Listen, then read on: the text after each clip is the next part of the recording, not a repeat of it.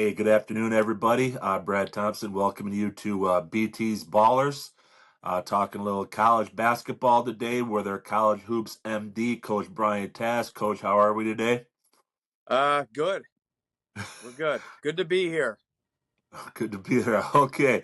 I thought I'd give it about 48 hours for it to, it's never going to pass, but for it to, Yeah. because we can get to that down the road about how just this team, and I'll ask you some questions about that. But to the game. Uh, I think at least I think you put your finger on one thing, and you put your finger on the literally. I mean, literally, it seemed like the lid was on the basket. They missed four bunnies. They missed. Got one time they got three rebounds under the net, wouldn't go in. And with a team like Auburn, sounds cliche, but you cannot let a team like Auburn, do that to you. But other than that, I thought they played great. But even from the mental standpoint of it, it seemed like they always had when they would get to within nine, it's almost like they said, oh, they're double digits to them, if this makes any sense. They couldn't get past that in their heads going, it's double digit, double digit. And Yeah. I mean, I thought, we'll get to this, I thought Holloman played like absolute dog shit. Uh, he did. So, the other guys, Richardson was okay. The big men were the big men. They did, Fiddler, I mean, they had a chance if they didn't give up 17-0 run, but they did. And unfortunately, the season is over. Your thoughts? Yeah. The chances that we had were a very razor thin line of chances, and our room for error in that circumstance is very little. And Michigan State can't come out and shoot as poorly as they did. You can't come out and get handled by their big man. I mean, handled. He could have had 100. I said this early in the game. He could score 100 today because they had no answer for it whatsoever. None. Aside of that, yeah, they could have shot a little better, maybe got back in it and made some adjustments. But the better team won. I will say that the better team won, hands down. 10 out of 10 games that they play, the better team will win there. And Fiddler contributed a little bit. Jace Richardson had a couple of spurts where he contributed a little bit. Kohler showed up. I thought he was a shining moment for the Spartans, that Kohler really played well. And like you said, Holloman, complete garbage of a game.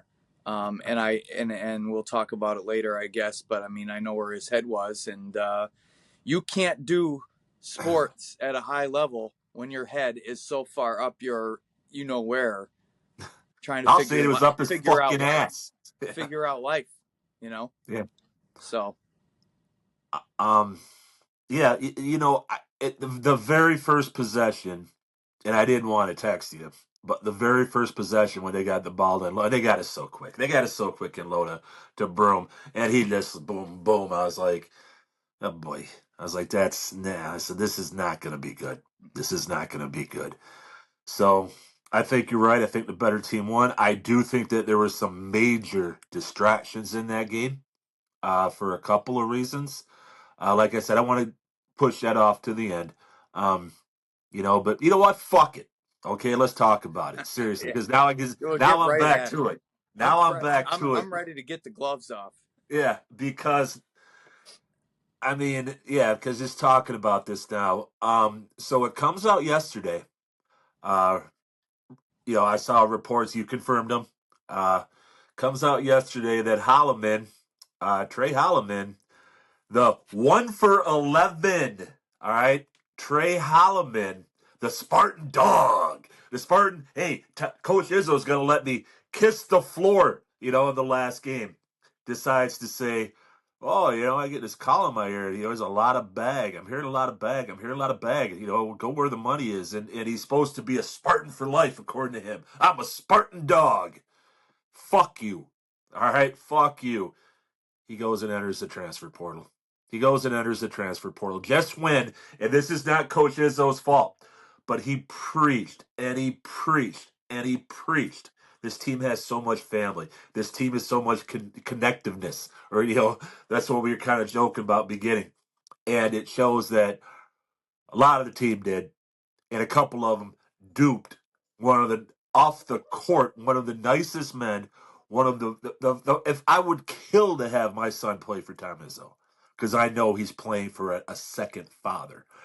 And to be distracted, because he was, Trey Holloman, I hope you tear your ACL the first practice at a school you go to, because you're a piece of shit. So, but I'm probably over the top, but floor is yours. I got two different perspectives on it. As a fan, kiss my ass. Bottom line, kiss my Right. ass, and don't let the door hit you where the good Lord split you. That's my opinion as a fan. Okay, it just we're in an era of fanhood where we went to schools and we cheer for the schools we went to, and that those days are over by far now. Yeah. But this kid just basically took it and just shoved it right up everybody's you know what. Okay, Mhm. that's basically what he just did as a fan.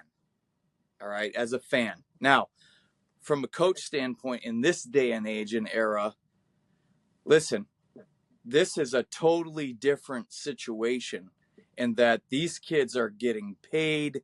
The whole thing is the Wild West. There's no rules. You don't have to tell anybody anything. These kids have agents. So, as a coach, you get it. Like, you understand this could possibly happen. And so, it's not shocking to a coach that this could possibly happen for a kid who didn't start, who scored 20 a game sometimes, decent basketball player, nice, a coachable kid who probably goes somewhere and do something. It's understandable there that this could potentially happen. Is it infuriating? Yes. Are you ever going to get back to the days where you're building a program? Never. It is not happening in this landscape where you will build a program. What you are doing now is shuffling cards and playing the game and hoping an ace turns up and you've got enough money to bid. That's it, coach. That's where we're at. And that to some guys that might be fun. Put all your chips on the table. Maybe that's fun. Maybe that gets a juice up for you. But for some other guys like me, I don't that doesn't float my boat. No, no. And some people watching this will be like, "Oh, what a dick, man! He wants a kid. He wants a kid to tear his ACL." Uh, he's not an amateur athlete. This is not amateur sports anymore. The young man, you cannot tell me that 2 days, yes, 2 days, basically, we already know it was a done fucking deal because you don't come out over something that crescendo when it's a heartbreaker. I mean, the family, right? Most of them knew it was a family. They 2 days later, no, you son of a bitch, because what did we say? We said they can start talking during the portal.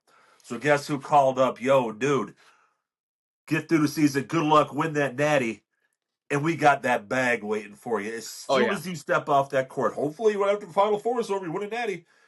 So bullshit. Now, if I'm a 19, 20, 20-year-old, whatever the fuck old he is, and I'm thinking, holy shit, man, I got like 10 million, 15 million. Even subconsciously, you're thinking, hey, man, I got to end this. And he sure looked like he had one foot out the door. Uh, fuck him. Seriously, fuck him. Xavier Booker, you're the most, in my opinion, the most overrated, disappointing player in Spartan history. Um, Inept. was he a 4-star? You know? Inept. Yeah. I think I see where you're going here with that. Who's the other guy that's leaving? I Garrick Norman, a nice guy for a second tier program.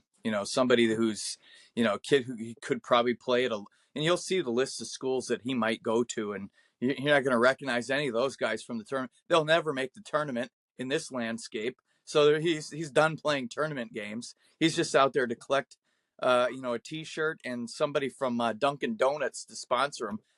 Who cares, man? Nice job. Good stuff.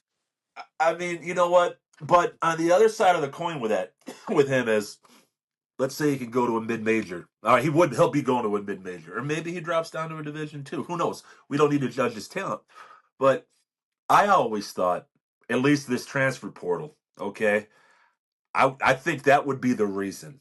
If you want to transfer for that, and that would be the reason, because you're not good enough that you want to play. Cool, Right. okay, all right. But when you got a son of a bitch like the other Trey, I can't even think of his name now. Fuck him too, from Yeah. Michigan. He Donaldson. is Donaldson. going. Trey Donaldson. Yeah, Trey Donaldson. He's going Three on his teams. 3 years. He didn't even move into the dorm yet over there at the Ann Arbor City College. I mean, he's living out of his car still. He didn't even move in. I can't, man. I can't. It's so unfair to a guy like a Freddie Fiddler. It's so unfair to a Kohler. Even though he played completely putrid, it's unfair to an Atkins. That these kids have Yeah. their head already, their head and their feet, their body basically out the door, and maybe they would have, maybe they wouldn't have, but I don't think that all the players there were pulling the rope in the same direction this time. And I think the man, and he's a grown ass man, and he's seen everything in his fucking life, but I still don't think he deserved it. People say, "Oh shit, man, look at the contract, look at the shoe deal, look at this, look at that." Well, at least he stays, and at least he's earned it. At least he's earned that shit. Okay. So yeah, people are gonna say, "Oh, he's got a bleeding heart because this is so." Well, maybe I do, maybe I don't. But I don't think a man who treats these kids like his father, like their own sons, like his own sons, deserves something like that. But hey, what the fuck is the world we live in? Fuck it, it's a cold hard fucking business. Well, and I don't want to see it end. I hope it ends soon because the landscape of this whole thing is a disaster. But maybe he'll be the benefactor of it as well. And we'll have a fun season to watch next year if you're watching basketball and you're going to appreciate a good game. I don't know, but for me, the days of building a program, that's over. I got to disconnect myself from that and just be able to watch a good basketball game of kids who are on the TV. I don't even care what their names are, and just watch the game like I will for the Final Four, because I don't have any connection to any of these teams, and I don't really care who wins. Honestly, and so I hope there's a good game. Yeah, yeah. It almost reminds me of.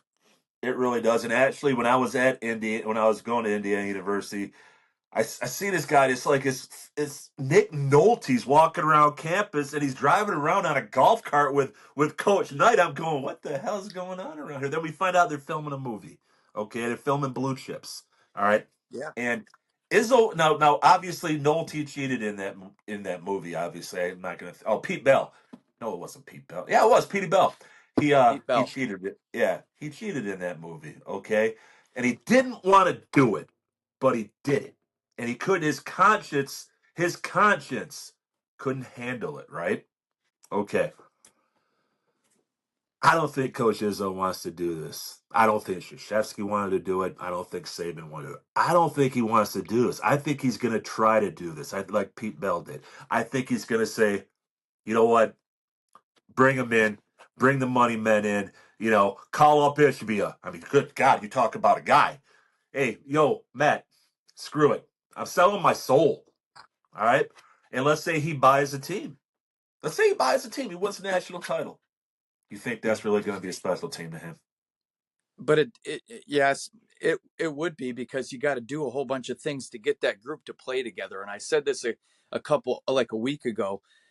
Everybody bags on Calipari, and he was cheating or whatever. But the thing is he got all these guys, these one and done guys, to somehow put it together in a locker room and not kill each other and do the job that they had to do. And I think there's some credibility to taking guys that came from who knows where and where they did what they did before, and maybe they didn't even have practice twice a week. Who knows? And trying to string that together into something good. I think there's some credibility to that. But then in my eyes as a fan, it's not the same as the old days when you took kids for 4 years, you got them good enough to cut the nets down. I think that's really special in its own way.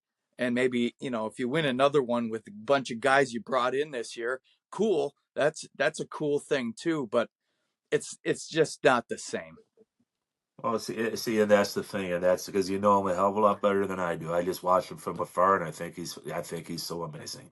But I just, I think to him it would be hollow. I almost think like it would be like Coach Bell going into that fucking press conference. What if Coach Izzo? Let's say this guy is the generational talent. He's the next LeBron, and he's not going to the league. Let's just say he's not going to the league. All right, he would, but let's say he's not.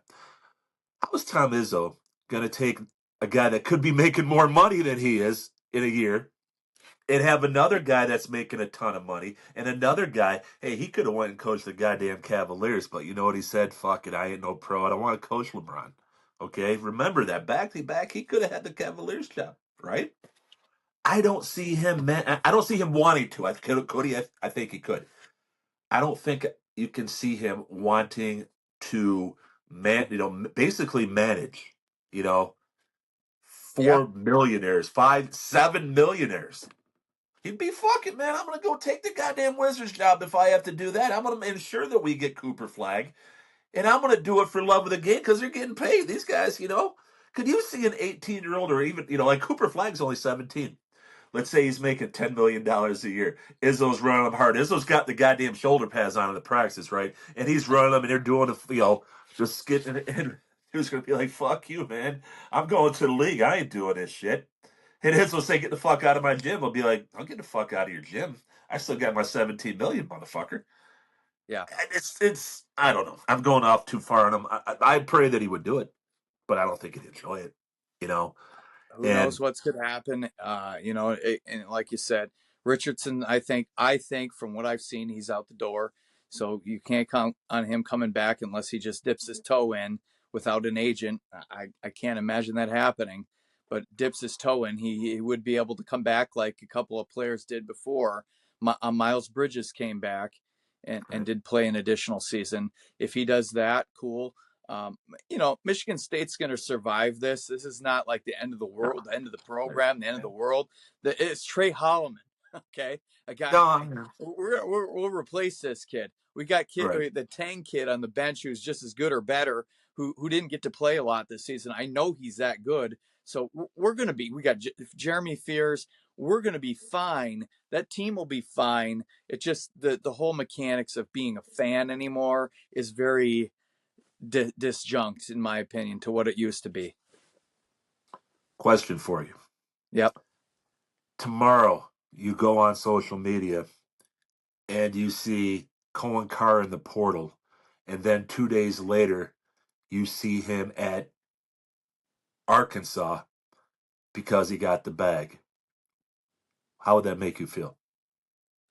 Cohen Carr. I would be again I would be upset as a fan because you lost a kid who could do potentially good things for you. But then again, I'm Cohen Carr. I'm 19 years old. I'm in the phys ed department at Michigan State. Somebody calls up and says, "Hey, come to Arkansas for our department and do that."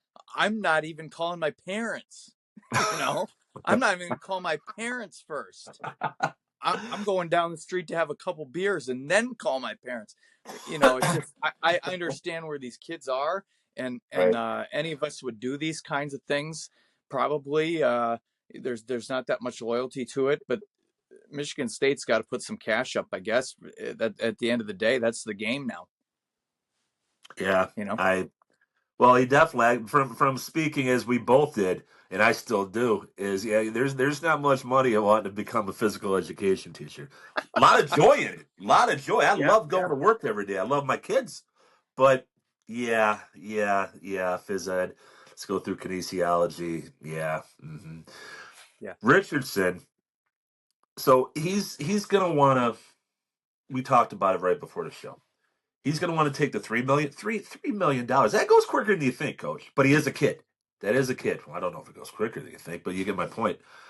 So he wants to take 3 million, and he wants to go he wouldn't even he'd be in the G League for at least a year, if not two. Okay, uh, he comes up. He's the 10th, 11th man on the bench. All right, might get a good coach. Might get a good coach to get developed, and he's getting 8, 9, maybe he's getting 11, 12 minutes a game. Okay. when if he wanted to stay work under one of the best coaches in the game, if and all of a sudden say, you know what, I am going to go to class, like I am going to push through this, and I want one more year. Hell, dude, go one more year, and then just get the first semester done. Say fuck that, I'm going to the league now. Yeah, Now I'm going. That's who they've been doing that since right. the end of Yeah, time or whatever. Um, I've been doing that since Moses wore short pants, but I just do that because, bro, I know you probably got generational wealth with your pops. I can't believe your father's getting behind this because the dude was not just a Spartan, he was a dude in the NBA, and he knows. You can't tell me it. He knows his son is not going to be anything. So I have a hard time him saying, "Yo, yeah, son, man, go to the league." I'm gonna love go traveling to fucking Portsmouth, Ohio, to sit in a building that's got 12,000 people. Hey, man, but it's 2 for 1 hot dog night, and the hot dogs are only 75 cents because you can't get anybody to come in and watch you play. yeah. I can't believe that. I don't. I can't believe it. But hey, you know what? If I Well, like you said, go ahead. Go ahead. he has to do this from the standpoint of get feedback. I think Yep. that's an amazing Okay. thing of it. Yep. And I don't know what the rules are anymore because there aren't any rules, but they used to have to hire an agent in order to declare and go all out and not have a chance to come back. And if you didn't hire an agent, you could come back. So it's smart and would be advisable by 99.9% of people for him to go, do the tryout camps, get feedback, get exactly what you need to do and what your gap is between where you are and where you want to be, and then come back and fix that stuff when you don't have. Now you're getting paid to fix this stuff where 5 years ago you weren't. So Mm-hmm. he again he can get his NIL in college still and Yep. fix the things that they're telling him he can get fixed so that he can go higher and get a bigger payday next year. I know that's going to happen. That has to happen. That should Yep. happen. Please Yeah. let that Yeah. happen for a Mm-hmm. kid. But don't hire an agent if you don't have to and have the option to come back and play college basketball. I can't believe that his father again. This guy's a great guy. I can't believe that his dad wouldn't already have his ear low to the ground. Who does he not know in the NBA? You're right, right. Get his own feedback. If you want to go test the waters, then who the hell am I to say? All right, well, hey, you're going to be a first round draft pick. You're going to be in the range of 2025. Do it. I don't see it. I don't think you see it. I think he needs to No. stay in a year one more. Get Matt. Ish. I need Jace to get $5 million this year. I need him to stay one more year, and because I care about Jason. I don't want to see his basketball career fizzle. Matt, give him 5. It's going to be more than the 3 he's going to get from the NBA. Do what you got to do because Izzo needs nobody. If you know what I mean. I just think this kid needs to play one more year. I kind of like the kid. I've sung Yeah. his praises. I just don't think Right. you'll ever see him again. His game is not even close to being complete. No. He's got a lot of flaws in his game. A lot of flaws in his game. His jump shot looks like, his jump shot looks at me at my prom night. I'm fucking everything around in there, but I ain't hitting a hole. All right? That's what his jump shot looked like. Okay? I'm just saying. It did. It was a fun night, though, still. But I wish the best. I do. I do. So we can move on. If I don't even want to fucking talk about the other games, we can find some time on the weekend or something Yeah. to talk about them. I don't want to talk about that shit. It's just depressing, anyways. But before all this bullshit happened, went on a Sunday night when they all you sit back and you reflect on all the things that Izzo said about a family and connectiveness and just some of the parts greater than the whole. You know better than I do, but obviously every team to him is special. I just think that this may have been to him his most special team because he didn't have dude. Well, he's got one dude thinking go to the NBA, but I just think of this saying, you know what? Not only was it the best coaching job, 18-3 with these guys, 18-3 in the Big Ten, won the Big Ten. I just think maybe in his heart of hearts he's saying, "Man, these guys, they are so special to me. This is my team. This is the best job I've done as a coach, and I love these guys. I love every player, and I love every year. But this team's my most special. I don't Yeah, know your yeah. thoughts. Yeah, I think that's the truth. And if you look back at the last 5 to 10 years, there's been issues. There's been guys that were a problem, or there's been issues at the university that everybody's had to deal with, and things like that. And then there's been a couple. Last year, we were sitting there before the tournament started. We were wondering if they were going to be in the tournament, and Hmm. and so there's been some years where there's been a lot of ups and downs and bumps and bruises. Some guys didn't want to play and toe the line, and you were wondering if they were going to go early or not. This group was locked in for the entirety of the season. Barring the last few games where maybe we suspect that there was some head cases, but listen, they played together. They played hard. It looked like good basketball a lot Right, more than it had in right. the last few years, where the offense, I don't know what they were doing out there. And I just, like I said it from the beginning to the end, I really enjoyed watching this team. My sadness of this team being out of the tournament is that I can't watch them play anymore. I really Right. like these kids.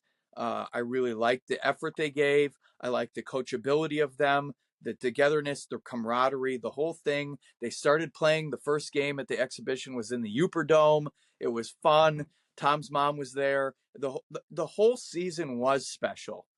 Mhm. Records were set. It was a hard Big Ten season to win. And yes, so that's why I think the claim to it in recent years, since a long time, it's been enjoyable to watch this team play at the Mhm. level they played at. Yeah, I think he would. I think he would probably look at you if he was here and say, "Yeah, that's spot on." I mean, I'm not. I don't want to make this about me. Actually, I want to make it about my boys because I can relate to that. I mean, and it's a shout out to them, but this is exactly how I think Izzo feels. I had a team this past year, and it's 18U, but it's elite travel baseball. It just as everybody out there would probably know if they watch.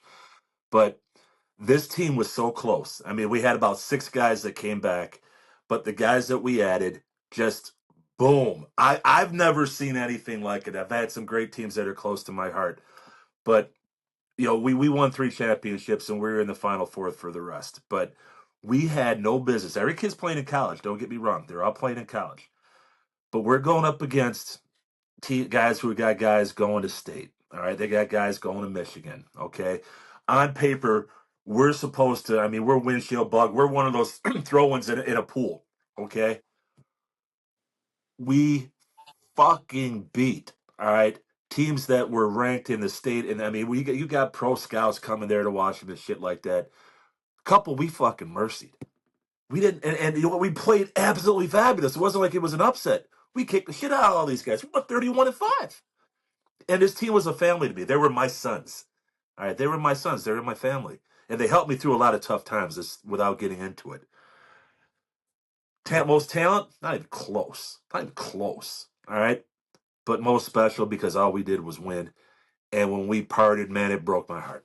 Because I'm gonna look back at these kids and I'm never gonna forget them. Hell, I asked for all their jerseys to be autographed and given to me. All right, and some of them out there, you still owe me some. But so I can understand what Izzo says. It's when you're not supposed to win as you did. It's painstakingly tough when a team is special, and I think he feels that way, and I can relate to him. But to me, you win a natty is your best year. It just is the best year you've ever had. This to me is the second best year. It is. So, Yeah, but like I said, I wanted to get more into the games with you. I really did, but we've got time to do that. I think it's a better show to keep it around this. The great times. All right, let's focus on those. All right, Holloman, fuck you. All right, seriously, I hope you tear your ACL. I hope your career's done. I hope they take the money from you, whatever program you're going to. I do. You're a piece of shit. But let's focus on the job. Let's celebrate, and we did. Let's celebrate the year that MSU had because at the beginning of the year people would be saying, you know what? If you said, hey, they're going to go almost to the Final Four, they're going to win the Big Ten, they're going to go 18-3 in the league. They'd be saying, sir, the nearest methadone clinic is 3 blocks over, and it's the left building on the left. Okay, because they would think you're on crack. All right, and these guys achieved more than anybody ever thought they would. So to well, me, and to be fair, I'm not a Michigan fan by any means, but to be fair, they had a great season. They put it They together did. where they were supposed to be off the radar again too, where they had nobody. They had the season last year in the absolute dumpster, and put some things together where you're looking at 3-4 weeks back from the end of the season, going, we're going to have to beat Michigan. Anybody who was at the top 3 or 4 teams, you're going to have to beat Michigan Yeah. to win this championship this year. They Mhm. were the team to knock off. Michigan State having to get them at the right time and knock them off twice to win it outright. But we were all nervous about that. And everybody has to be honest about it. We were all Yeah. nervous about that, and I wouldn't want to play them again either because it'd be a coin toss at who is going to win that game. So hats off to them too for coming in and taking what they had to start the season and kind of putting it all together to have right things happen at the right time, to have a 3-game run into the tournament that was pretty exciting for a Michigan fan. Mhm. Yeah. I mean, Coach, I think we're getting soft in our old age. I really do because Yeah, I I'm just sitting I just here. I'm spent sitting. I just spent a minute talking about Michigan in a positive way that I didn't use the F word.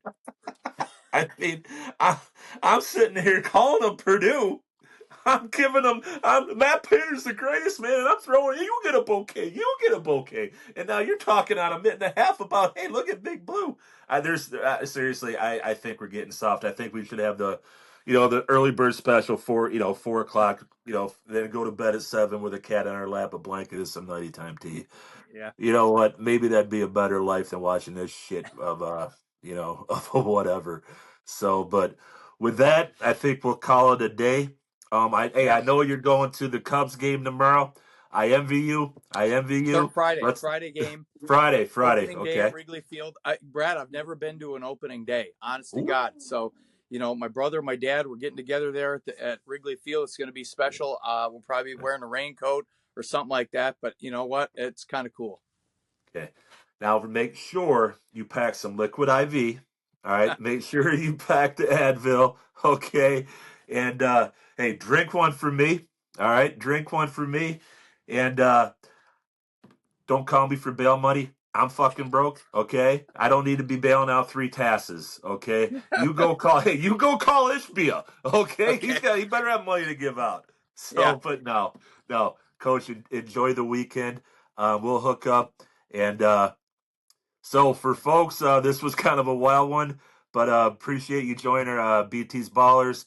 As always, my dude, our college hoops MD, Coach Brian Tass. I love you, man. This was fun. Love We're you not too. done talking basketball yet, but it's a good wrap on the Michigan State season. So you take care of yourself, brother. You too. Bye bye. All right. And with that, we out.